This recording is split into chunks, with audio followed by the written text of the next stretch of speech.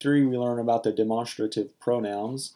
Sorry that this section of the photo of this page got a little fuzzy.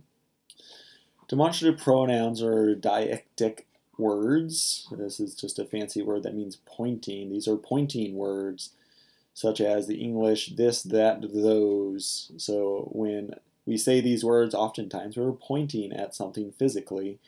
We're using these words to point at them instead of physically just with our words. So we'll point at something close to us and say this or that. If it's far away, oftentimes we'll say that, and if it's far away, oftentimes we'll say those. They are patterned like the adjectives, meaning that they function in very similar ways as adjectives. So the demonstrative pronoun will follow the noun that it is pointing to, just like our adjectives will often follow the noun.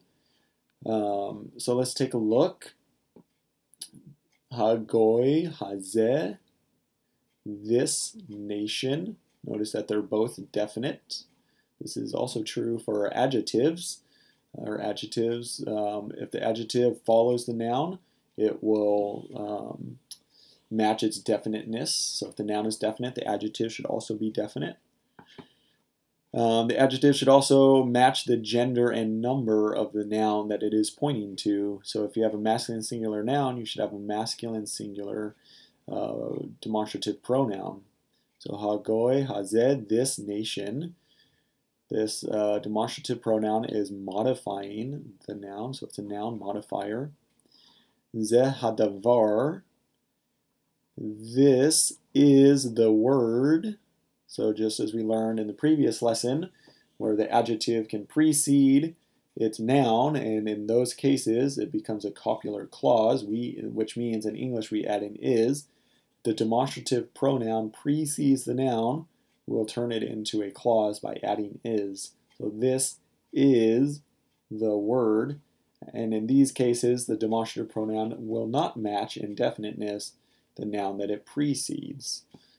That is only true when the demonstrative pronoun follows the noun. Here's another example. Kol hadavarim ha'eleh, all of the words, these ones, all of these words. So ha'eleh is pointing at hadavarim, and in English, all these words. Here's another noun substitute example. Shilchu et zot, send this one. So here, if we do not have a noun, then the demonstrative pronoun can act as a noun, just like the adjective, or yeah, just like our adjectives can.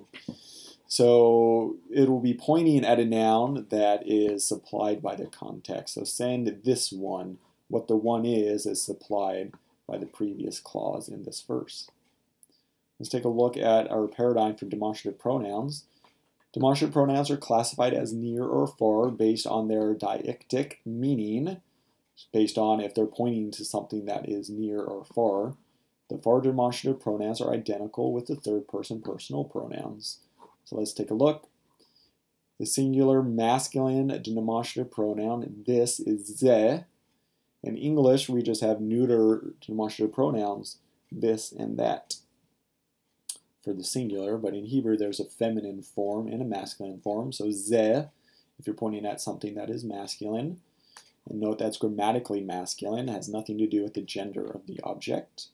Zot is what you use when you're pointing at something that is feminine grammatically and that is near. So if it is near to you, if you would say this in English, you'd say zot in Hebrew. For the plural in Hebrew, there's just one form, just like in English, eleh.